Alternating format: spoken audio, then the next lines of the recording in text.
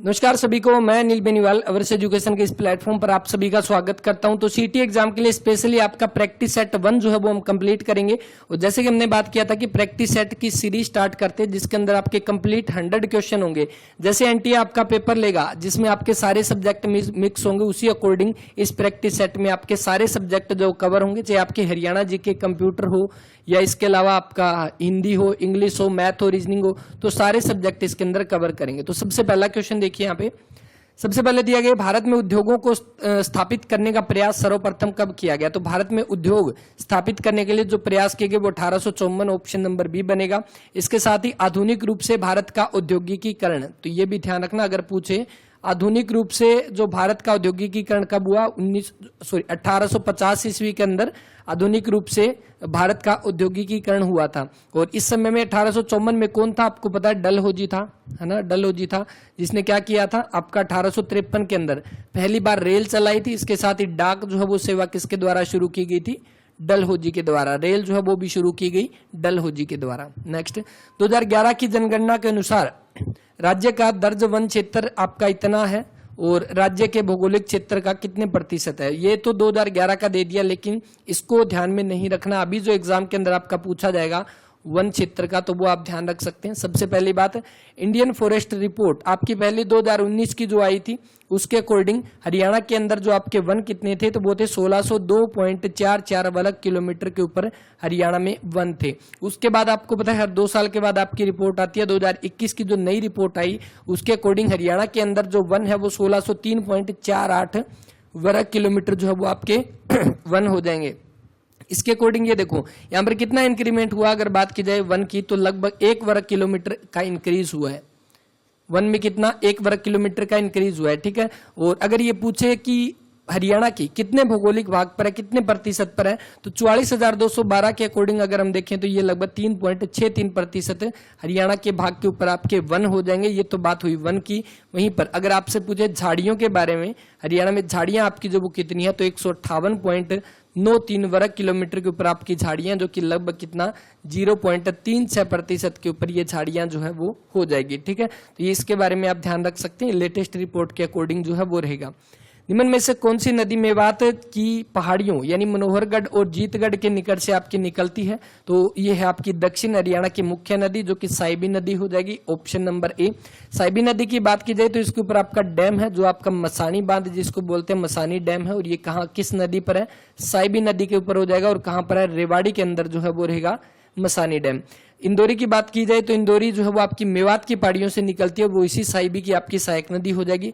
मारकंडा की देखें तो ये आपकी ऊपर की हरियाणा नदी है जिसका पूरा नाम अरुणा, और घग्गर और मारकंडा दोनों आपकी नॉर्थ की जो है वो नदियां हो जाएगी शिवालिक की पहाड़ियों की। लाल किले में मुगल अस्तित्व किसके पतन के साथ समाप्त हुआ, तो लाल किले का जो निर्माण करवाया गया था वो करवाया गया था शाहजहां के द्वारा। और शाहजहां के द्वारा जब करवाया गया था उसके बाद यहाँ पर जो मुगल जो आपके रहते थे जो दिल्ली के अंदर, उनका जो मेन आप कह सकते हैं जो ठिकाना था वो इसी लाल किले के अंदर था। और जब आपका अगर पूछे जो लास्ट आपका मुगल अस्तित्व के किसके पतन के साथ समाप्त हुआ, मतलब कि जो बहादुर शाह द्वितीय जो था, ऑप्शन नंबर डी। 1857 की क्रांति के बारे में हमने पढ़ा था जिसका नेता कौन बनाया गया था, बहादुर शाह जफर द्वितीय बनाया गया था। और उसके बाद अंग्रेजों ने इसे जेल के अंदर बंद कर दिया गया था, रंगून की जेल के अंदर, जो अभी वर्तमान के अंदर बर्मा म्यांमार जो है वहां पर, और जेल के अंदर इसकी मृत्यु हो जाती है। और इसी के साथ मुगल जो है उसका अस्तित्व खत्म हो जाता है, क्योंकि बहादुर शाह जफर के 2 बेटे थे और दोनों को भी उसी समय मार दिया जाता है जब ये जेल के अंदर था। तो मतलब कोई बचा ही नहीं, इसका मतलब वहां से मुगल अस्तित्व समाप्त हो जाते हैं। ऑप्शन नंबर डी जो इसका वो राइट आंसर है। लाल किला लाल पत्थर से बना हुआ दिल्ली के अंदर है। और वहीं पे औरंगजेब की बात करें, देखो अगर आपसे यहाँ पर ये दिया गया कि मुगल अस्तित्व का पतन तो हो गया था बहादुर शाह द्वितीय के बाद, लेकिन अगर पूछे कि असली में सबसे ज्यादा ताकतवर जो थे ना वो औरंगजेब तक सबसे ज्यादा पावरफुल जो है वो रहे थे। 5 वर्ष पूर्व पिता और पुत्र की आयु का योग 40 वर्ष है, उनकी आयु का अनुपात 4:1 है, यानी कि अब उनकी आयु का अनुपात कितना है, 4:1 है। 5 वर्ष पहले उन दोनों का जोड़ जो वो था 40। इसका मतलब अभी वर्तमान में अगर देखें तो 5 तो पिता की बढ़ गई और 5 पुत्र की बढ़ गई, टोटल बढ़कर होगी 10। इसका मतलब पहले 40 और अब 10 कितनी, अब होगी 50 वर्ष। अब इस 50 वर्ष के अकॉर्डिंग देखें तो यहाँ पर दिया है 5 की वैल्यू 50, 1 की वैल्यू आपकी 10। वर्तमान के अंदर पिता की जो आयु है वो है 40 वर्ष और पुत्र की जो आयु है वो हो जाएगी कितनी, 10 वर्ष। ऑप्शन नंबर डी जो इसका वो राइट आंसर रहेगा। नेक्स्ट, फिरोज शाह तुगलक के द्वारा खोज किया गया शहर कौन सा था? फिरोज शाह तुगलक 1351 के अंदर जो दिल्ली की गद्दी पर आपका बैठा था फिरोज शाह तुगलक, तुगलक वंश का तीसरा शासक था फिरोज शाह तुगलक। और उसके बाद इसने किसका, तो 1354 के अंदर किसको खोज किया था, किसको बसाया था, तो हिसार को, जिसका नाम रखा गया हिसार ए फिरोजा। और हिसार का मतलब जो वो क्या था, हिसार का मतलब जो था वो था दुर्ग व किला, ठीक है, दुर्ग व किला हिसार को बोला, हिसार का जो मतलब है। तो इसका जो राइट आंसर बनेगा ऑप्शन नंबर सी हिसार। और हिसार को क्या बोलते हैं, स्टील सिटी और मैग्नेट सिटी के नाम से जाना जाता है। दूध को मथने से क्रीम के अलग होने का कारण क्या है, तो दूध को मथने से क्रीम को अलग करने का कारण वो आपका रहेगा सेंट्रीफ्यूगल फोर्स। कौन सा रहेगा, सेंट्रीफ्यूगल फोर्स। इसका मतलब आपका अपकेंद्री बल जो है वो हो जाएगा ऑप्शन नंबर बी। इसके साथ ही आपसे पूछे वॉशिंग मशीन किसके ऊपर काम करती है, इसी सेंट्रीफ्यूगल फोर्स के ऊपर वॉशिंग मशीन जो है वो काम करती है। नेक्स्ट क्वेश्चन देखो, अच्छा सा क्वेश्चन। अमित ने 30,000 रुपए का निवेश करके एक व्यापार शुरू किया। पार्टनरशिप का क्वेश्चन है, इसमें ध्यान रखना एक चीज कि कुछ समय के बाद अजीत उस व्यापार में शामिल हो जाता है और उसने 20,000 रुपए का निवेश किया था। वर्ष के अंत में लाभ जो है वो 2:1 के अनुपात में आपका विभाजित किया गया। अजीत उस व्यापार में कितने महीने के बाद शामिल हुआ, तो ध्यान रखना जिस रेशो के अंदर प्रॉफिट जो है वो आपका डिवाइड होगा उसी रेशो के अंदर इन्होंने पैसे जो है वो लगाए थे। इसका मतलब देखो, सबसे पहले अगर हम देखें यहाँ पे इसने क्या दिया, अमित, तो अमित जो है, अमित की बात करें और इधर आपका कौन सा आ जाएगा, अजीत आ जाएगा, ठीक है। अमित ने जो पैसे लगाए थे वो 30,000 रुपए इसके अंदर लगाए थे। कितने टाइम के लिए, क्योंकि इसने देखा कि 1 वर्ष के बाद की बात हो रही है, इसका मतलब इसने लगाए 12 महीने के लिए। इधर अजीत ने जो लगाए 20,000 रुपए लगाए, लेकिन अभी तक हमें ये नहीं पता कि उसने कितने टाइम के लिए लगाए थे। और फाइनल जो इनका जो प्रॉफिट जो आया था वो 2:1 के अंदर आया था। इसका मतलब जो ऊपर वाला जो है इनका रेशियो भी आपका 2:1 में आएगा। अगर हम इसमें देखें तो ये 4 0 से 4 0 कटेगी, इधर आपका 12 ये 36 बना, ठीक है। तो 2 को किससे गुणा करें, 36 बनेगा 18 से। इसका मतलब इन दोनों का मल्टीप्लाई आपका कितना आना चाहिए, 18 आना चाहिए। और 18 कब आएगा, जब x की जगह पे हम पुट कर देंगे कितना, 9। इसका मतलब जो अजीत जो उसने पैसे लगाए थे वो कितने महीने के लिए, उसने 9 मंथ के लिए उसने पैसे लगाए थे, ठीक है। लेकिन अब क्वेश्चन में क्या दिया कि अजीत ने उस व्यापार को कितने महीने के बाद शामिल हुआ उस व्यापार के अंदर। तो जब उसने 9 महीने के लिए पैसे लगाए, 1 साल तक, मतलब कि वो 3 महीने के बाद आया था। इसका जो बनेगा ऑप्शन नंबर ए। निम्न श्रृंखला का अगला पद जो वो क्या हो जाएगा, BDFH। इसका मतलब बी के बाद डी, यानी कि सबसे पहले 2, उसके बाद 6, उसके बाद 8, 2 4 6 8। आई आपका कितने पर हो जाएगा, 9 के 11, M 13, O 15 पर, ठीक है। उसके बाद पी आपका 16 पर, ये आपका 18, ये 20, ये आपका 22। उसका मतलब नेक्स्ट आ जाएगा 23, उसके बाद 25, उसके बाद 1, उसके बाद आपका 3, ठीक है। तो आपका कौन सा बनेगा, ऑप्शन नंबर ए जो इसका वो राइट आंसर बनेगा। नेक्स्ट आपको इनमें मैच करना है कौन सा स्थल जो है वो आपका किस खनिज से संबंधित है। सबसे पहले हजारीबाग। हजारीबाग जो आपका दे रखा है ये आपका कहां पर, झारखंड के अंदर है, जो कि आपका अब्रक और कोयले से आपका संबंधित हो जाएगा। तो इसका आपका डी। झरिया जो बोले जाएगा तो झरिया आपका बिहार के अंदर है और ये आपका किससे, कोयले से संबंधित हो जाएगा। राउरकेला आपका किससे, लोह इस्पात संयंत्र आपका लोहा से संबंधित हो जाएगा। और जो नेवेली जो बचा वो आपका भूरा कोयला और लिग्नाइट से संबंधित रहेगा।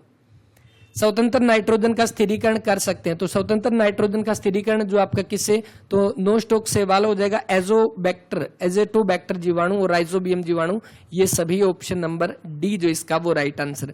कलिंग पुरस्कार जो है वो कौन देता है, तो कलिंग पुरस्कार किसके द्वारा दिया जाता है। पहली बात, कलिंग पुरस्कार आपका किस फील्ड के अंदर दिया जाता है, साइंस के फील्ड के अंदर, यानी विज्ञान के क्षेत्र के अंदर आपका दिया जाता है कलिंग पुरस्कार।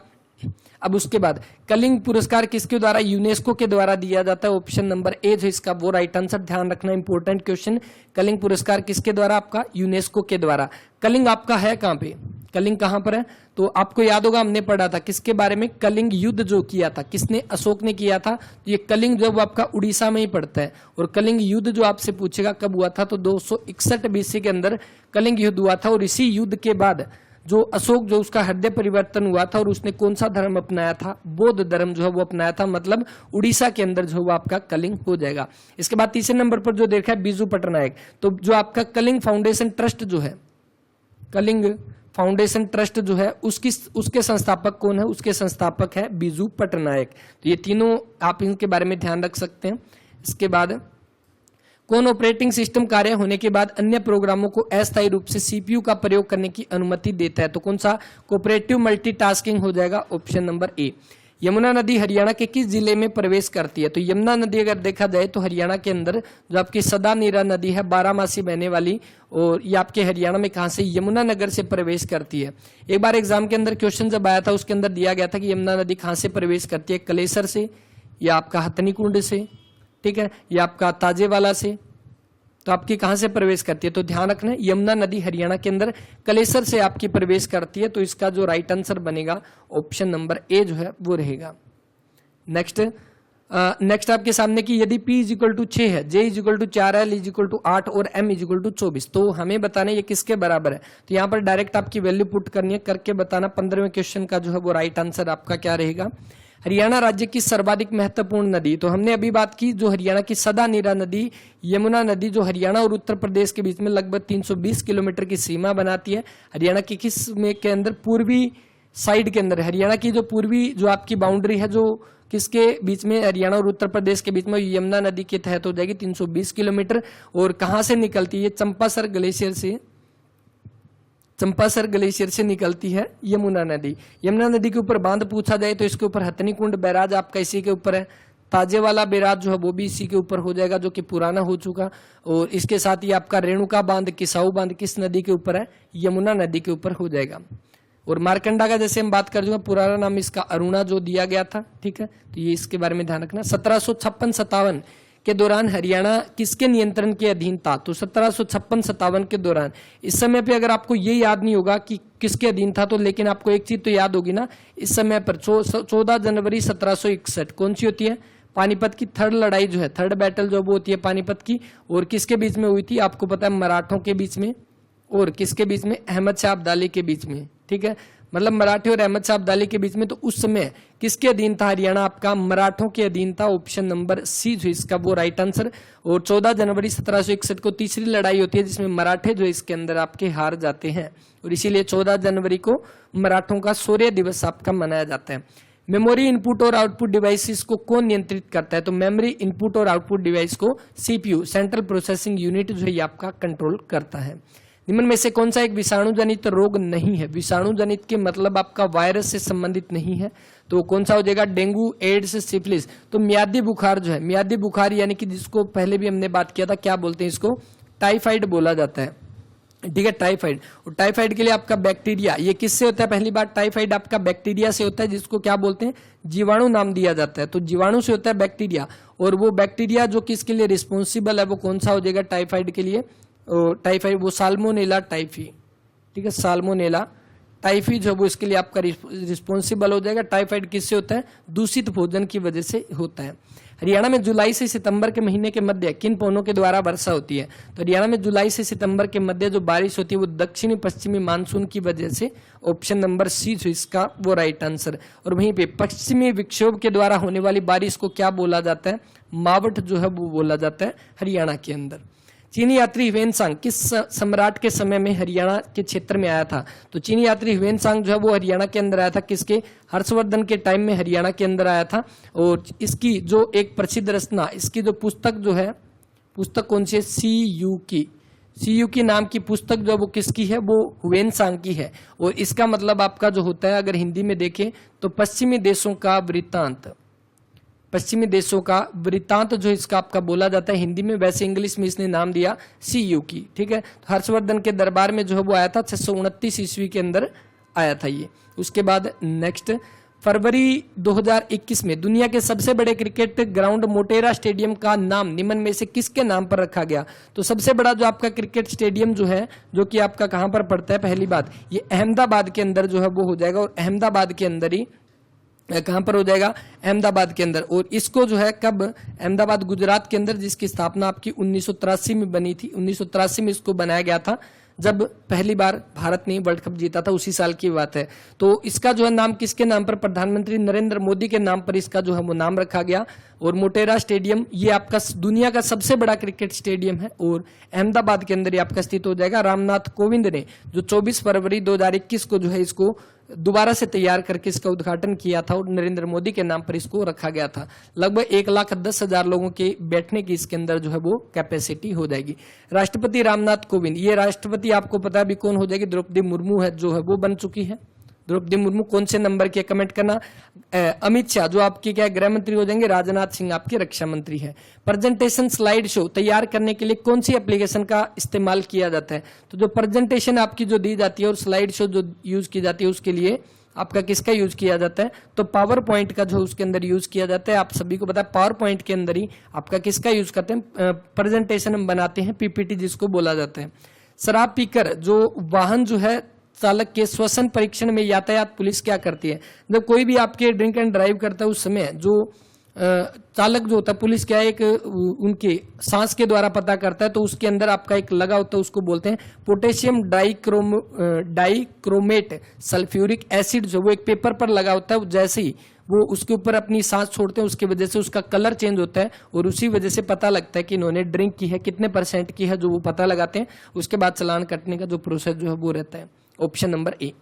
गांधी इरविन समझौता जो है वो कब हुआ था? तो गांधी इरविन समझौता के बारे में आपको पता पहले भी बात कर चुके हैं, 5 मार्च 1931 को। तो 5 मार्च 1931 को गांधी इरविन के बीच में समझौता होता है। ऑप्शन नंबर बी जो इसका वो राइट आंसर। और इसी गांधी इरविन समझौते को क्या नाम दिया गया? दिल्ली समझौता भी इसको बोला गया। क्या बोला गया? दिल्ली समझौता भी आपका इसको बोला गया। तो ये भी आप इसके बारे में ध्यान रख सकते हैं। इसके बाद नेक्स्ट देखो, नौशादर और नमक के मिश्रण से नौशादर पृथक कर सकते हैं। तो ये किसके द्वारा पृथक किया जाता है? तो इसका आपका जो राइट आंसर कौन सा आ जाएगा? ऑप्शन नंबर सी जो इसका वो राइट आंसर, ऊर्ध्वपातन। ऊर्ध्वपातन मतलब सम्मिलेशन, ठीक है, सब्लिमेशन हो जाएगा, ठीक है, सब्लिमेशन। अब आपको याद होगा एचसीएस के पेपर के अंदर ये क्वेश्चन पूछा गया था, आपका मैच करना सही मैच के अंदर। अभी हाल ही में एचसीएस का दोबारा पेपर हुआ था, उसके अंदर नौशादर यानी कपूर जो है, कपूर ही होगा शायद इसका, और नमक के मिश्रण को अलग करने के लिए सब्लिमेशन। अब सब्लिमेशन एक प्रोसेस होता है, उसके अंदर क्या होता है, कोई भी सॉलिड के अंदर जो आपका पदार्थ होता है उसको डायरेक्ट गैस के अंदर वो कन्वर्ट हो जाता है, बिना लिक्विड के अंदर कन्वर्ट हुए, ठीक है। तो ये ध्यान रख सकते हैं। न्यायाधीश का संबंध न्याय से है, उसी प्रकार संसद का संबंध किससे होगा? न्यायाधीश का काम क्या है? न्याय करना। उसी तरह से संसद का काम क्या है? कानून बनाना। ऑप्शन नंबर सी यहाँ पर। हरियाणा का विशाल चारों तरफ से पक्का बना हुआ पवित्र सरोवर कौन सा है? तो सबसे पवित्र, सबसे बड़ा और सबसे पक्का जो हो जाएगा वो कौन सा? ब्रह्म सरोवर जो है वो हो जाएगा। ऑप्शन नंबर डी जो इसका वो राइट आंसर रहेगा। इसी के साथ एक एग्जाम के अंदर क्वेश्चन पूछा गया, अल-बरूनी के द्वारा पुस्तक लिखी गई थी जो थी किताब उल हिंद, उसके अंदर किसका वर्णन किया गया? इसी ब्रह्म सरोवर का वर्णन किया गया है। वहीं पर अब्बुल फजल जो उसने क्या बोला था? इसको मिनिएचर सी यानी लघु सागर जो है वो बोला था। किसी डोमेन के नेम में FR किस संगठन या देश को प्रदर्शित करता है? तो FR किससे हो जाएगा? जिस तरह से .in जो लगाते हैं वो इंडिया से, उसी तरह से FR जो है वो हो जाएगा फ्रांस से संबंधित। इसका बनेगा कौन सा? ऑप्शन नंबर ए जो इसका वो राइट आंसर। इसी तरह से ORG का पूछ सकते हैं। ORG एक ऑर्गेनाइजेशन से जुड़ा हुआ है, ठीक है। और इसके साथ ही .in इंडिया हो जाएगा। .com जो आपका होता है वो कमर्शियल वेबसाइट के लिए। ORG एक तरह की नॉन प्रॉफिट वेबसाइट के लिए आपका किया जाता है। किस पुस्तक में हरियाणा के थानेश्वर और कुरुक्षेत्र में बहने वाली नदियों का विवरण किया गया? तो इसका आपका जो राइट आंसर बनेगा ऑप्शन नंबर ए रहेगा। वामन पुराण के अंदर जो ये वर्णन किया गया है, 30 का ऑप्शन नंबर ए। इसके बाद नेक्स्ट, भूमंडलीय तापन यानी ग्लोबल वार्मिंग का मुख्य कारण जो है वो क्या है? तो ग्लोबल वार्मिंग का मुख्य कारण जो है वो हो जाएगा बार बार ज्वालामुखी, पेड़ों का काटना। वैसे कारण तो पेड़ों का काटना भी इसके अंदर होता है, लेकिन जो मेन कारण है ना वो है जीवाश्म ईंधन को जलाना। तो इसका जो बनेगा वो ऑप्शन नंबर ए है, इसका वो राइट आंसर रहेगा। कुछ घोड़े जो है उतनी संख्या में आदमी कहीं पर बैठे, मतलब कुछ घोड़े और उतनी संख्या में आदमी कहीं जा रहे हैं। आधे आदमी अपने घोड़े पर बैठे हैं जबकि शेष आदमी जो है अपने घोड़े का नेतृत्व करते हुए पैदल चल रहे हैं। यदि जमीन पर चल रहे पैरों की संख्या 70 है तो बताइए घोड़ों की संख्या जो है वो कितनी हो जाएगी? इसको ध्यान से देखो कि इसने क्या दिया है यहाँ पे, इसको यहाँ पे करते हैं। देखो इसने ये दिया है कि कुछ घोड़े और उतनी संख्या में आदमी है। तो मान लेते हैं कि जो घोड़े जो है वो हॉर्स जो है वो कितने हैं, वो मान लेते हैं X है। तो इसका मतलब जो आदमी है वो भी कितने हो जाएंगे? X ही आदमी हो जाएंगे। इसने बोला कि आधे आदमी अपने घोड़े पर बैठे हैं, आधे आदमी तो अपने घोड़े पर बैठे हैं जबकि शेष आदमी अपने घोड़े का नेतृत्व करते हुए पैदल चल रहे हैं। यदि जमीन पर चल रहे पैरों की संख्या 70 है। अब देखो इसने क्या दिया कि सबसे पहली बात जो यहाँ पर क्या आदमी की जब बात हो रही है तो आदमी के पैर कितने हैं? आदमी के पैर हो गए 2, ठीक है। हॉर्स के हो गए 4, आदमी के हो गए 2। आदमी जमीन के ऊपर कितने चले? आधे चले, मतलब X की बटा 2 इंटू में 2 करेंगे तो इतने तो आपके आदमियों के पैर हो जाएंगे, ठीक है, हो गए ना, क्योंकि x आपके टोटल आदमी इनके आधे और इंटू में 2 कर देंगे, ये तो हो गया आपके क्या आदमी के पैर जो कि आपके जमीन के ऊपर चल रहे हैं, ठीक है। प्लस में घोड़े जो वो तो सारे के सारे ही आपके चल रहे हैं, तो इनका मतलब x गुणा में 4, घोड़े के 4 पैर, इसका मतलब टोटल पैर जो दे रखे हैं वो कितने हो जाएंगे 70 जो है वो हो जाएंगे। इसी अकॉर्डिंग आपका कितना 5x = 70 और x = 14, x कितना आ गया 14, इसका मतलब आदमी कितने हैं 14 और घोड़े कितने 14, तो दोनों की संख्या आपकी कितनी हो जाएगी 14 14, ऑप्शन नंबर सी।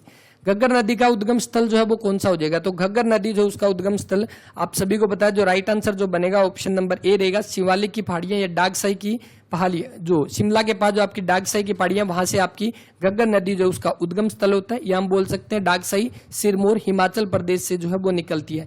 हरियाणा के अंदर घग्गर नदी कहां से प्रवेश करती है, कालका से प्रवेश करती है, हरियाणा के अंदर कहां से, कालका से।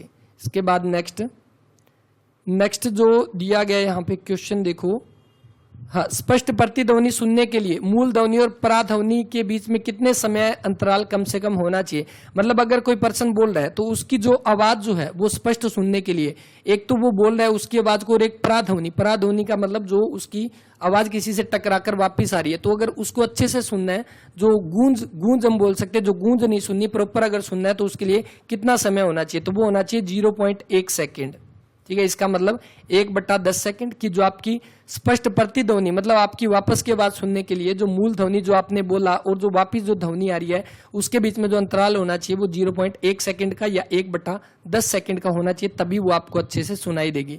हरियाणा राज्य का देशांतरीय विस्तार जो है वो कितना है, तो देशांतरीय विस्तार हरियाणा के अंदर, तो इसका जो राइट आंसर जो बनेगा कौन सा, ऑप्शन नंबर ए जो इसका वो राइट आंसर 74, 28 और 77, 37, बाकी ये दोनों के दोनों एक ही दे रखे हैं, तो इसका आपका जो राइट आंसर आप जो मर्जी जो है वो मान सकते हो। इसके साथ ये क्वेश्चन पूछा गया, हरियाणा किसके उत्तर में आपका 300 मील है, तो किसके, तो कर्क रेखा के जो है, कर्क रेखा के हरियाणा कर्क रेखा के उत्तर के अंदर 300 मील दूर है, ठीक है। तो ये एग्जाम के अंदर पूछा गया क्वेश्चन था, इसको ध्यान रख सकते हैं। निम्न में से विषम चुनिए कि विषम इनमें से कौन सा है, तो सबसे पहले देखो ज्वालामुखी, चक्रवात, हरिकेन और टोर्नेडो, तो इसका जो राइट आंसर कौन सा बनेगा, जो ज्वालामुखी जो है ये आपका इसका राइट आंसर है, क्योंकि टोर्नेडो, हरिकेन और चक्रवात ये तीनों के तीनों आपके किससे, तो तेज हवाओं के नाम है, वहीं पे ज्वालामुखी आपका अलग हो जाएगा, ऑप्शन नंबर ए। काउपर्स जो क्या दिए, काउपर्स ग्रंथियां क्या होती है, तो काउपर्स ग्रंथियां जो है वो आपकी होती है एक तरह की सहायक लिंग ग्रंथियां, ऑप्शन नंबर बी जो इसका आपका वो राइट आंसर है। और इसके साथ ही मतलब ये क्या होती है, एक तरह की पुरुष जननांग प्रणाली के अंदर आपकी सहायक लिंग ग्रंथियां होती है, जो कि मटर के साइज की आपकी ग्रंथियां होती है। तो आपका सहायक लिंग ग्रंथियां आपसे पूछे किसके, पुरुष या महिला, तो पुरुष के प्रजनन प्रणाली के अंदर आपकी जो है वो होती है, ऑप्शन नंबर बी।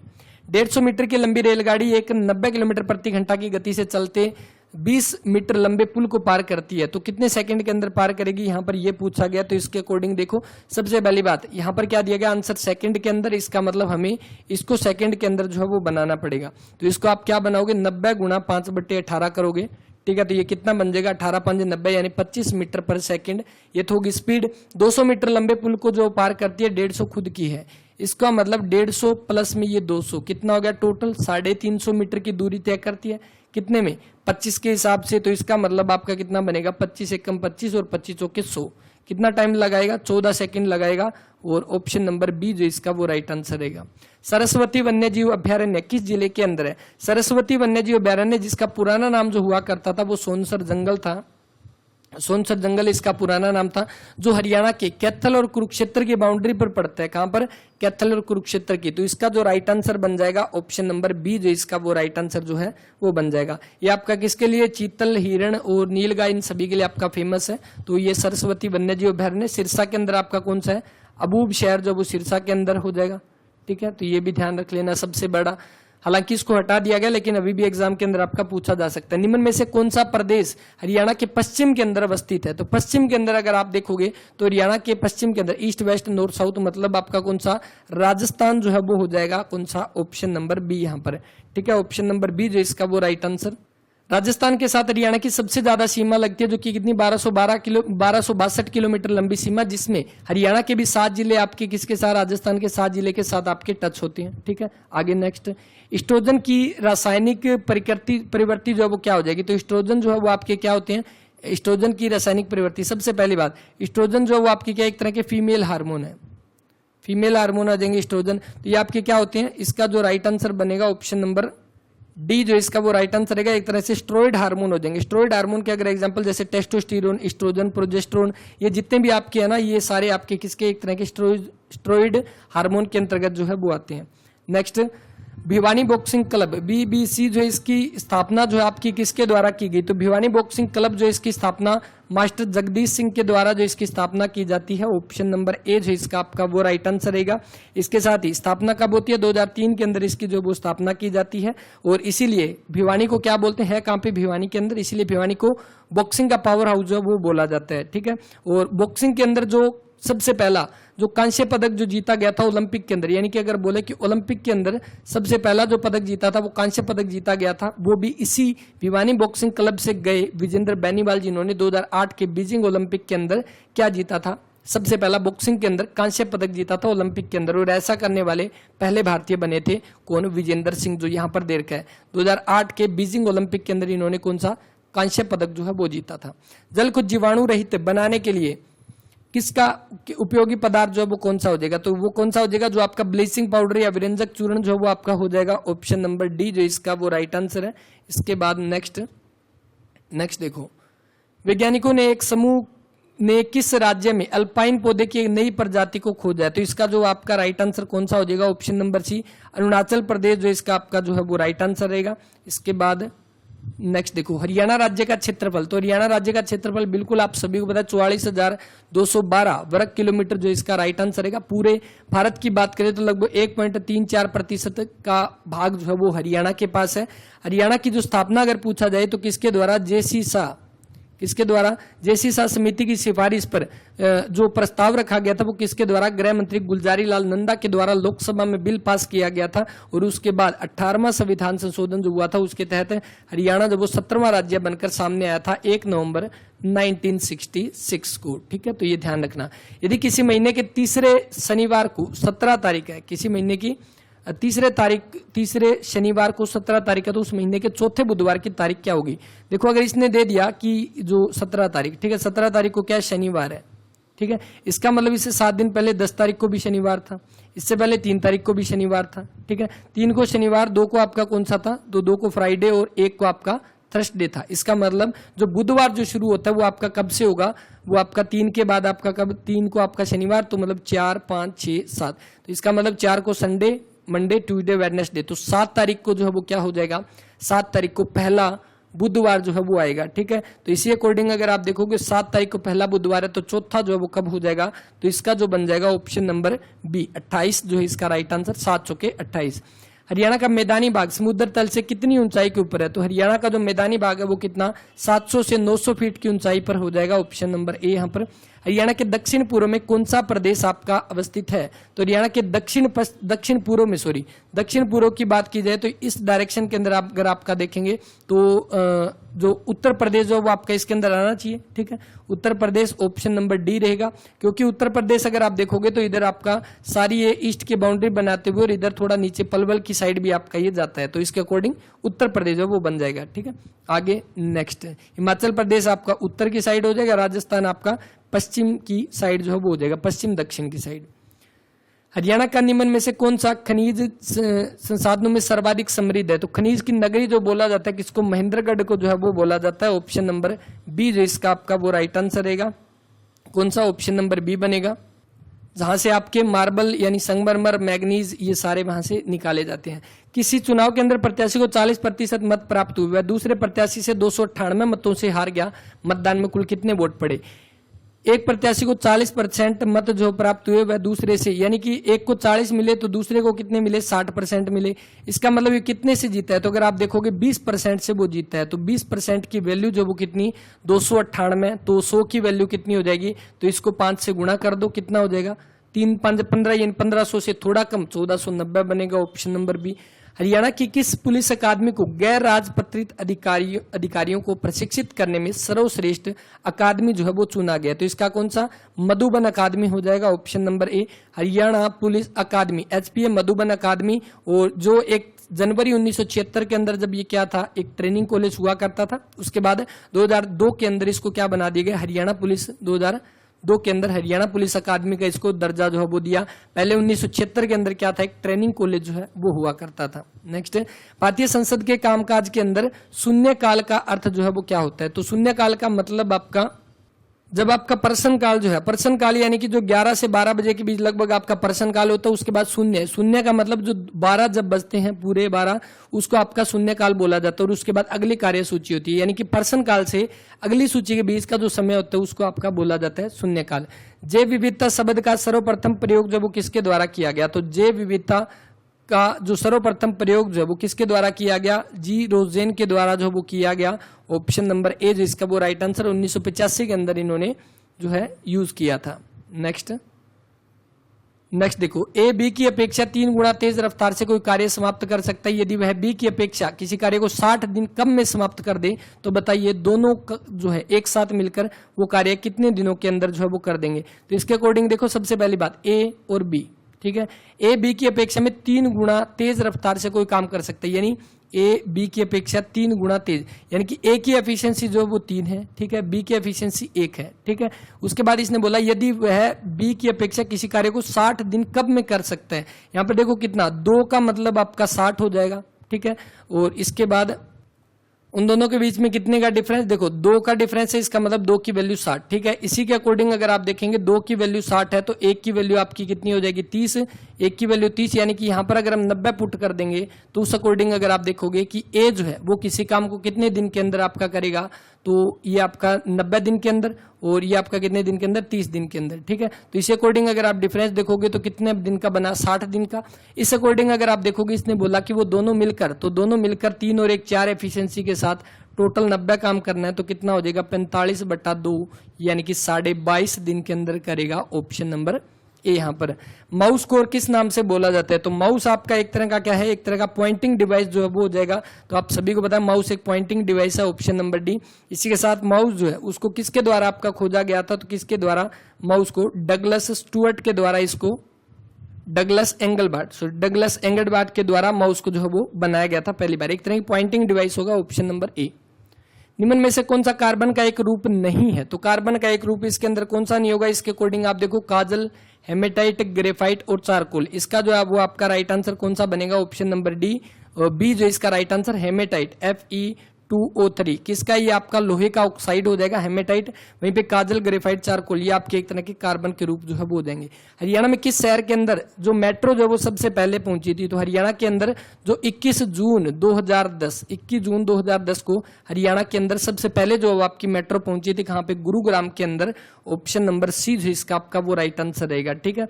और इसके बाद गुरुग्राम के अंदर जो आपकी रैपिड मेट्रो, एक प्राइवेट मेट्रो जो है, निजी मेट्रो की शुरुआत की जाती है 2013 के अंदर, वो भी गुरुग्राम से होती है। तो ये भी ध्यान रख सकते हैं। इसका बनेगा गुड़गांव। 21 जून जो आपका योग दिवस के दिन जो है 2010 के टाइम शुरुआत की गई थी गुरुग्राम से, ऑप्शन नंबर सी।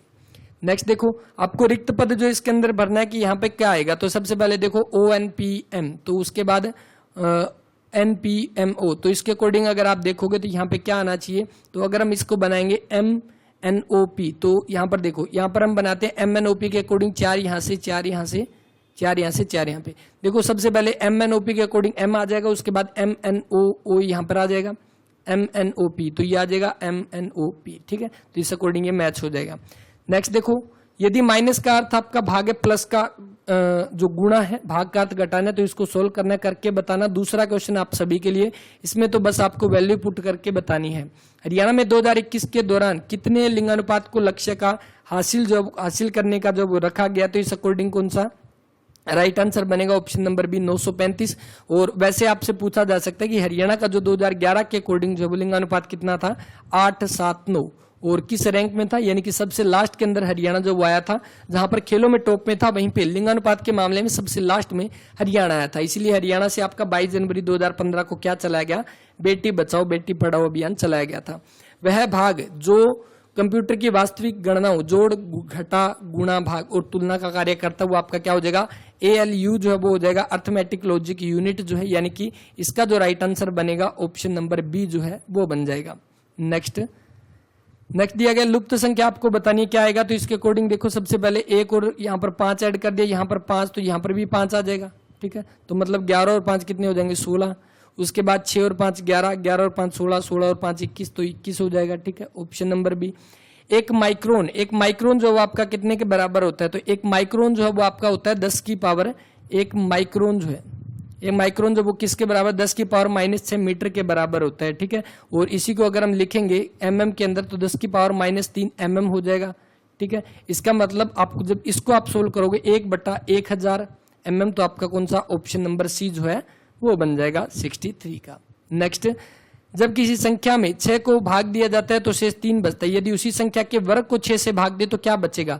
तो इसमें तो कोई ज्यादा सोचने की बात नहीं है, क्योंकि आप कोई भी एग्जांपल उठा लो, किसी संख्या को 6 से भाग देते हैं 3 शेष बचता है, 9 ले लो।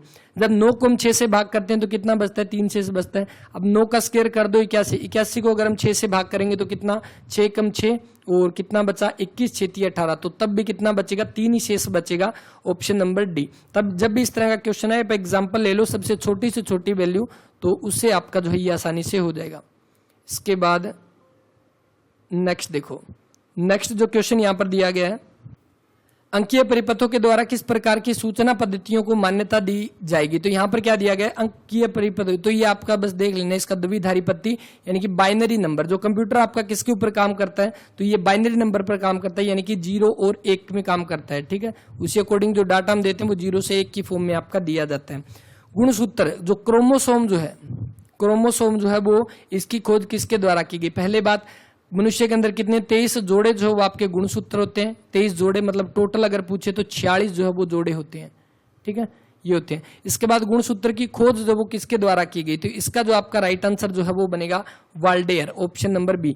तो डब्ल्यू वाल्डेयर ने जो है 1888 के अंदर इसका नामकरण किया था, इसको गुणसूत्र जो वो दिया था, तो इसके अकॉर्डिंग जो राइट आंसर बनेगा ऑप्शन नंबर बी बनेगा। अब गुणसूत्र से जो डिजीज होते हैं, कौन से एग्जाम के अंदर पूछा जाता है, एक तो डाउन सिंड्रोम। ठीक है, डाउन सिंड्रोम किसकी वजह से होते हैं, तो ये आपका 21वें गुणसूत्र के अंदर जो डिफेक्ट होता है उसकी वजह से, या इसको T21 भी नाम दिया जाता है इस बीमारी को, डाउन सिंड्रोम को। वहीं पर एक दूसरा आपका पटाऊ सिंड्रोम जो है वो होता है। पटाऊ सिंड्रोम आपका जब 13वां गुणसूत्र जो एक एक्स्ट्रा आ जाता है 13वें गुणसूत्र के अंदर, तब जो है वो आपकी डिजीज है, उसको पटाऊ सिंड्रोम जो है वो नाम दिया जाता है इसको। ठीक है, तो ये ध्यान रख लेना। हरियाणा के किस भाग में शिवालिक पर्वत की श्रेणियां शामिल है, तो हरियाणा में कहां पर हो जाएगी, तो आपको पता है उत्तर पूर्व के अंदर, ऑप्शन नंबर बी जो इसका वो राइट आंसर रहेगा। शिवालिक की सबसे ऊंची चोटी करो चोटी है, जिसकी ऊंचाई 15-14 मीटर जो है वो रहेगी। नेक्स्ट, 25, 50, 30, 45, इसमें आपको इसको पूर्ति करनी क्या आ जाएगा, देखो 25 और 5 30 और 5 35 और 5 कितना 40 यहां पर आएगा, ऑप्शन नंबर सी।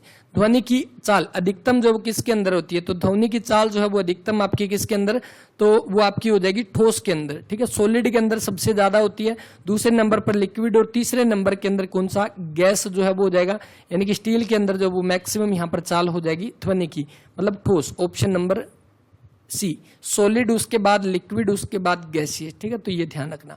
ऐसी वेबसाइट जिन पर कम्युनिकेशन, टेक्स्ट, पिक्चर्स, वीडियो आदि पब्लिकली डाले जाते हैं, सोशल नेटवर्किंग साइट होती है, नॉर्मली आप सभी को पता है, ऑप्शन नंबर डी। नेक्स्ट, रुकने के समय को छोड़कर किसी एक्सप्रेस रेलगाड़ी की गति 54 किलोमीटर प्रति घंटा है। ठीक है, और यदि रुकने का समय भी शामिल कर लिया जाए तो उसको 45 किलोमीटर प्रति घंटा हो जाती है। तो गाड़ी के रुकने के समय प्रति घंटा कितने मिनट होगा, तो एक बार वीडियो को पॉज करके इस क्वेश्चन को आराम से पढ़ो और इसको करने की कोशिश करो, क्योंकि ये अच्छा क्वेश्चन है, इसके अंदर आपको समझना है पहले ये बोल क्या रहा है। देखो इसने क्या दिया कि रुकने के समय को छोड़कर, अगर ट्रेन की बात कर ली जाए जो किसी स्टेशन के ऊपर रुकी है, उसकी जो नॉर्मल स्पीड है वो 54 किलोमीटर प्रति घंटा। ठीक है, और उसके बाद यदि वो रुकने का समय भी उसके अंदर शामिल कर लिया जाए और उसको फिर देखा जाए, तब वो 45 किलोमीटर प्रति घंटा की गति से उसकी स्पीड हो जाएगी।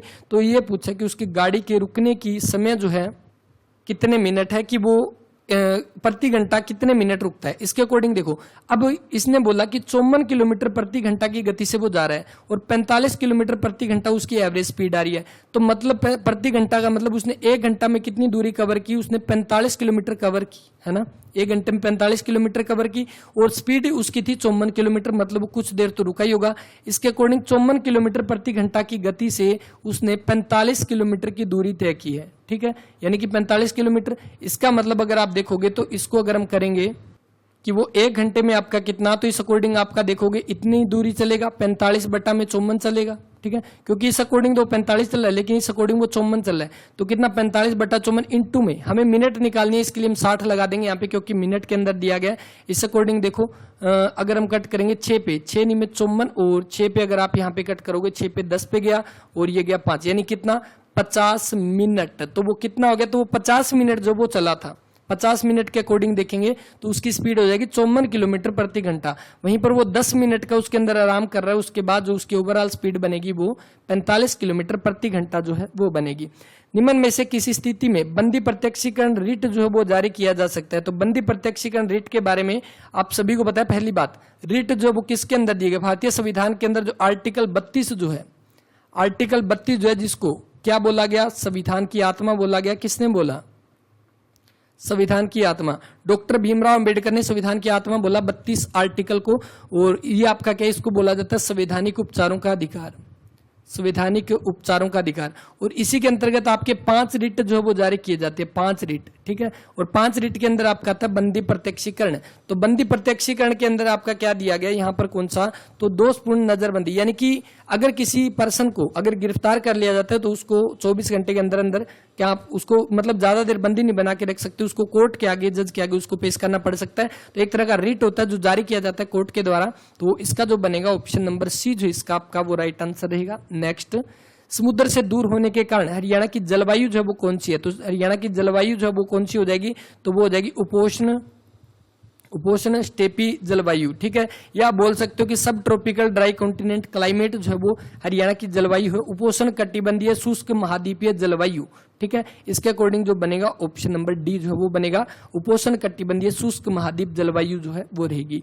लो पावर यूएसबी, यूएसबी की फुल फॉर्म आपकी क्या होती है, यूनिवर्सल सीरियल बस, ठीक है, यूनिवर्सल सीरियल बस। तो यूएसबी, लो पावर यूएसबी में पावर सप्लाई कैसे होती है, तो ये किसके द्वारा, यूएसबी केबल के द्वारा, ऑप्शन नंबर डी यहां पर। इसके बाद ट्रांसफॉर्मर में आपका क्या संभव नहीं है, तो ट्रांसफॉर्मर के अंदर आपका क्या हो जाएगा, तो इसका आपका जो बनेगा कि इसके अंदर आपकी क्या नहीं होती, अल्टरनेट करंट जो है वो नहीं होता। इसका मतलब आपका जो राइट आंसर बनेगा प्रत्यावर्ती धारा इसके अंदर नहीं होती, ऑप्शन नंबर सी जो इसका वो राइट आंसर रहेगा। ट्रांसफॉर्मर जो है वो आपका काम करता है कि आपका जो एसी, सॉरी इसके अंदर क्या आएगा, प्रत्यावर्ती नहीं, इसके अंदर ये आएगा दिष्ट। दिष्ट का मतलब आपकी कौन सी, ये तो आपकी होगी प्रत्यावर्ती यानी अल्टरनेट, ये आपका डायरेक्ट करंट जो है वो हो जाएगा, ठीक है। तो इसके अकॉर्डिंग आपका कौन सा, ऑप्शन नंबर बी जो इसका वो राइट आंसर बनेगा, और ट्रांसफॉर्मर, ठीक है, ऑप्शन नंबर बी। निम्न में से विषम चुनना आपको कौन सा होगा, तो इसके अकॉर्डिंग अगर आप देखोगे तो यहाँ पे 5 3 15, ठीक है, 6 चौके 24, 7 दूनी 14 और 8 दूनी 16 आना चाहिए। इसका अकॉर्डिंग ऑप्शन नंबर सी। कौन सा जिला जो है वो सबसे आखिर के अंदर बना था, तो सबसे आखिर के अंदर आप सभी को पता है कौन सा, चरखी दादरी जो है वो बना था, जो कि कब 1 दिसंबर 2016 को बना था, ठीक है। और ये 22वां जिला जो है वो आपका बन के आया था, किसके अंतर्गत आता है, रोहतक मंडल में ये आता है, रोहतक मंडल या रोहतक रेंज के अंतर्गत चरखी दादरी जो है वो आता है, ठीक है। तो ये इसके बारे में ध्यान रख सकते हैं। इसके बाद पलवल जो है वो आपका कब बना, 2008 के अंदर। कैथल जो है वो आपका कब बना, 1989 के अंदर जो आपका कैथल बना था। वहीं पे पंचकुला आपका 1995 के अंदर जो पंचकुला बनकर आया था। कोई फर्म साम्यावस्था में होती है जब इसकी, तो इसका मतलब आपका क्या है, कोई जो आपका फर्म साम्यावस्था मतलब कि वो इक्विलिब्रियम के अंदर होती है। तो कब होती है, जब उसकी सीमांत लागत यानी कि जो मार्जिनल कॉस्ट जो है और आपका मार्जिनल रिवेन्यू जो है वो आपका किसके बराबर हो जाएगा। तो इसके अकॉर्डिंग ऑप्शन नंबर ए, इकोनॉमिक्स का क्वेश्चन, डाटाबेस डेवलपमेंट के दौरान एकत्रित की गई सारी सूचना डैश में स्टोर होती है, तो ये किसमें, डाटा वेयर हाउस के अंदर ये स्टोर हो जाएगी। ऑप्शन नंबर सी जो इसका आपका वो राइट आंसर रहेगा। इसके बाद 120 संगीतज्ञों में 5% जो है तीनों प्रकार के बाजे, गिटार, वायलिन तथा बांसुरी बजा सकते हैं। तो 120 का 5% तो कितना, 12 5 60, यानी कि 120 का हो जाएगा 6। उसके बाद परंतु केवल 2 प्रकार के बाजे बजाने वाले की संख्या 30 है, केवल गिटार बजाने वाले की संख्या 40 है, अतः केवल वायलिन और केवल बांसुरी बजाने वालों की संख्या का योग। यहाँ पर देखो 3 दे रखे हैं, गिटार, वायलिन और बांसुरी। जहां पर इसने दे दिया लास्ट में हमें बताना किसका, वायलिन और बांसुरी, वायलिन और बांसुरी का बताना है, हालांकि हमें गिटार के बारे में इसने बता दिया। तो इसके अकॉर्डिंग क्या हो जाएगा, 120 टोटल दे रखा है, इज इक्वल टू 6, तो ये हो गए 30 और 40 70 ये हो गए, और प्लस में जो वायलिन और बांसुरी वाले हो जाएंगे तो ये इनको एक्स मान लो दोनों को, ठीक है। उसके बाद अगर आप देखोगे 120 और ये आपका कितना हो जाएगा 76 यहाँ पे, और 76 को जब हम यहाँ से आपका माइनस करेंगे तो कितना हो जाएगा, x is equal to 120 minus में 76, और कितना 44, ऑप्शन नंबर बी जो इसका वो राइट आंसर रहेगा। निम्न में से कौन सा प्रदेश हरियाणा के उत्तर पूर्व के अंदर है? उत्तर पूर्व के अंदर आपका जो रहेगा वो आपका कौन सा, इसका बनेगा ऑप्शन नंबर उत्तर पूर्व। अगर आप इस तरह से बनाओगे उत्तर पूर्व के अंदर तो यहाँ पे हिमाचल प्रदेश आपका आ जाएगा। हमने पढ़ा था इसी साइड में आपका हिमाचल प्रदेश पड़ता है, जो आपका अंबाला, पंचकुला, यमुनानगर के साथ आपका टच होता है, ठीक है। इसमें आपके हिमाचल प्रदेश, हरियाणा के तो हमने बात की कौन से, पंचकुला, अंबाला, यमुनानगर टच होते हैं। वहीं पे हिमाचल प्रदेश के आपके कौन से, तो सोलन और सिरमौर जो है वो हरियाणा के साथ आपके बाउंड्री बनाते हैं हिमाचल प्रदेश, ऑप्शन नंबर ए रहेगा। एंटीमनी जो है वो क्या है, तो एंटीमनी एक आपकी क्या है, मेटलोइड है, एक तरह की आपकी उपधातु हो जाएगी, ऑप्शन नंबर ए जो इसका वो राइट आंसर रहेगा। और इसका आपका जो एंटीमनी का अगर सिंबल पूछ ले तो क्या हो जाएगा, एस बी जो है इसका आपका सिंबल जो है वो हो जाएगा। इसके बारे में, एंटीमनी के बारे में क्या हो जाएगा, उपधातु मेटलोइड। टोटल देखे तो 6 आपकी उपधातु है, जैसे boron, silicon, germanium, arsenic, antimony और टेलुरियम, ये टोटल 6 है, जिनमें से एंटीमनी एक उपधातु है। कई बार एग्जाम के अंदर पूछा गया। सबसे ज्यादा उत्पादन कहां पर, चाइना के अंदर इसका होता है। एक पिता अपने पुत्र से 3 गुना बड़ा है, 12 वर्ष के बाद दुगुनी, एक पुत्र यानी कि एक इसकी 1 हो जाएगी, यानी कि सन की 1, और फादर कितना 3 हो जाएगा। 12 वर्ष के बाद उसकी आयु उसके पुत्र की आयु की 2 गुनी हो जाएगी, तो इसकी 1 इसकी 2, तो उसके पुत्र की आयु जो है वो क्या है, तो यहां पर आप देखोगे यहाँ पे डिफरेंस कितने का है, 2 का, यहाँ पर डिफरेंस कितने का है, 1 का। तो इसका मतलब सबसे पहले डिफरेंस बराबर करो, यानी कि 2 से गुणा करो इसको, तो कितना आ जाएगा 2 और यहाँ पर 4, ठीक है। अब इसने क्या दिया, 12 वर्ष के बाद, यहाँ पर कितना है 1, तो 1 की वैल्यू आपकी 12 हो जाएगी, ठीक है। इसने बोला उसके पुत्र की जो आयु जो है वो कितनी हो जाएगी, तो इसने क्या बोला 12 वर्ष के बाद, तो अभी वर्तमान में उसकी 1 है ना, तो 1 को कर दो 12 से गुणा, तो उसकी कितनी बन जाएगी 12 वर्ष, ऑप्शन नंबर ए जो इसका वो राइट आंसर रहेगा 83 का। इसके बाद नेक्स्ट देखो, नेक्स्ट क्वेश्चन जो दिया गया, हरियाणा के किस शहर को साइबर सिटी के नाम से आपका जाना जाता है, तो साइबर सिटी आपका किसको बोलते हैं, तो इसका जो राइट आंसर बनेगा ऑप्शन नंबर डी जो है वो रहेगा गुरुग्राम, जिसको साइबर सिटी आपका बोला जाता है। इसके साथ ही सोलर सिटी भी इसको बोलते हैं, और जो कॉल सेंटर का हब भी किसको बोला जाता है, गुरुग्राम को आपका बोला जाता है। और गुरुग्राम की अगर हम बात करें, यहाँ पर आपके 2008 के अंदर इसको क्या बनाया गया, एक नगर निगम जो वो बनाया गया। हरियाणा के अंदर अभी टोटल कितने 11 नगर निगम है, जिसके अंदर अकेला गुरुग्राम ऐसा है जिसके अंदर एक गुरुग्राम, एक माणेसर, 2 आपके नगर निगम है, ठीक है। और रेवाड़ी को आपका क्या बोला जाता है, ब्रास सिटी के नाम से इसको जाना जाता है, पीतल नगरी के नाम से, कुरुक्षेत्र आपका धर्म नगरी के नाम से जाना जाता है। आईसीएमआर जो इसका आपका संक्षिप्त रूप पूछा गया, इसकी फुल फॉर्म क्या हो जाएगी, तो इसका जो राइट आंसर बनेगा option number B, Indian Council of Medical Research, ICMR जो वो रहेगा ऑप्शन नंबर बी। मोरनी पहाड़ियों की सबसे ऊंची औसत ऊंचाई, यानी कि सबसे ऊंची चोटी कौन सी, करो चोटी हो जाएगी, और जिसकी ऊंचाई कितनी 15-14 metre, option number D. Malaria रोग जो किस प्रोटोजोआ के कारण होता है, पहली बात मलेरिया किसकी वजह से होता है, प्रोटोजोआ की वजह से, और ये किसकी वजह से होता है, तो इसका आपका जो राइट आंसर बनेगा ऑप्शन नंबर बी, प्लाज्मोडियम की वजह से जो है वो होता है, ठीक है। और वहीं पे मलेरिया किसकी वजह से, मादा एनाफ्लीज की वजह से, जो मच्छर होता है उसी की वजह से मलेरिया रोग फैलता है, किसकी वजह से, प्रोटोजोआ की वजह से। टाइफाइड आपका किसकी वजह से होता है, बैक्टीरिया की वजह से। एड्स आपका किसकी वजह से, वायरस की वजह से। हरियाणा का सर्वोच्च खेल पुरस्कार जो है कौन सा है, तो वो आपका हो जाएगा भीम अवार्ड हो जाएगा, ऑप्शन नंबर ए। भीम अवार्ड की बात करें तो ये किसके द्वारा दिया जाता है, ये किसके द्वारा, राज्यपाल जो है ये भीम अवार्ड आपका प्रदान करता है, ठीक है। और इसमें कितनी 5 लाख रुपए जो इसके अंदर राशि दी जाती है। अभी 2022 में जो कितने जनों को दिया गया था, 52 व्यक्तियों को अभी 2022 के अंदर हरियाणा सरकार के द्वारा खेल पुरस्कार दिया गया था। नेक्स्ट है कि पुस्तक माई एक्सपेरिमेंट विद ट्रूथ, तो माई एक्सपेरिमेंट विद ट्रूथ जो है ये किसकी पुस्तक हो जाएगी, तो इसका आपका राइट आंसर है ऑप्शन नंबर सी, तो मोहनदास करमचंद गांधी, तो महात्मा गांधी की जो पुस्तक हो जाएगी माई एक्सपेरिमेंट विद ट्रूथ। इसके साथ ही इनकी जो और आपकी जो है वो जैसे हिंद स्वराज जो वो इनकी हो जाएगी, हिंद स्वराज हरिजन नामक पत्रिका जो किसके द्वारा लिखी गई, तो वो मोहनदास करमचंद गांधी महात्मा गांधी के द्वारा हो जाएगी, तो इसके बारे में ध्यान रख सकते हैं, ऑप्शन नंबर 3 जो है वो रहेगा।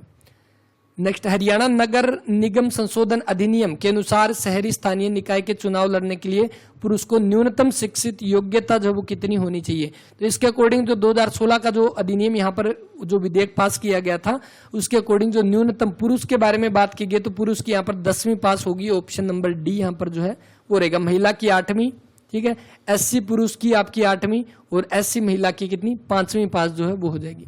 नेक्स्ट देखो, नेक्स्ट यहाँ पर दिया गया कि find out the part of sentence error. अब आपके इंग्लिश और हिंदी का पोर्शन बचता है। The problem of soil erosion, soil erosion मतलब जो मृदा अपरदन जो एक प्रॉब्लम है, is the one of the serious impart, यहाँ पर इज द सीरियस प्रॉब्लम आएगा इन द वेरियस कंट्री, तो इसका ऑप्शन नंबर बी जो इसका गलत है।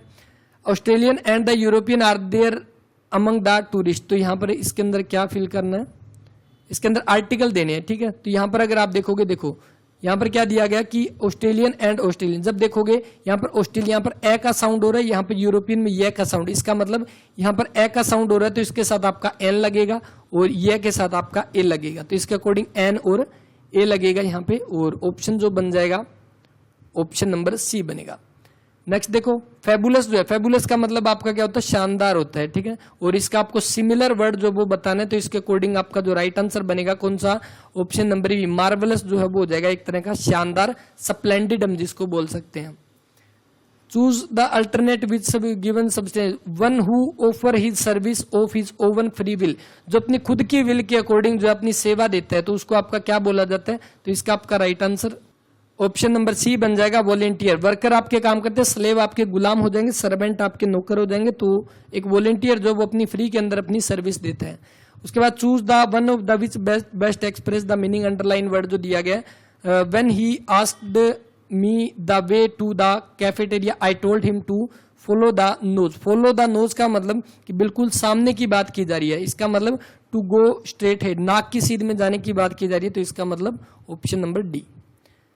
किस हिंदी का क्वेश्चन, किस वर्णिक छंद में दो तंगण और एक जगण दो गुरु होते हैं, तो इसका आपका कौन सा जो राइट आंसर बनेगा, इसका ऑप्शन नंबर सी जो है वो रहेगा, इसका इंद्रवर्जा जो दे रखा है ऑप्शन नंबर सी। इसके बाद जो नेक्स्ट कि वीर रस का जो है वो आपका स्थायी भाव जो है वो क्या होता है, तो वीर रस का आपका क्या होता है, उत्साह, क्रोध, आश्चर्य, भय, तो वीर का मतलब उत्साह हो जाएगा ऑप्शन नंबर ए। अरुण का एक अर्थ आपका लाल है, तो दूसरा अरुण आपका किसका पर्यायवाची, सूरज का, इसीलिए हरियाणा का जो सबसे पूर्व का जो स्टेट है भारत का सबसे पूर्व का स्टेट है, उसका नाम रखा गया अरुणाचल प्रदेश। क्यों, क्योंकि यहाँ पर अरुण सबसे पहले, सूर्य सबसे पहले उदय होता है कहां पर, अरुणाचल प्रदेश के अंदर। नाक रगड़ना, इसका मतलब आपका क्या बनता है, नाक रगड़ना यानी कि एक तरह से क्षमा याचना करना, एक तरह से विनती करना, इसका मतलब खुशामद करना, ऑप्शन नंबर बी जो इसका वो राइट आंसर रहेगा। लंबोदर में समास कौन सा है, तो लंबोदर आपका किसको बोला जाता है, देखो इसका जो राइट आंसर आएगा बहुब्री समास।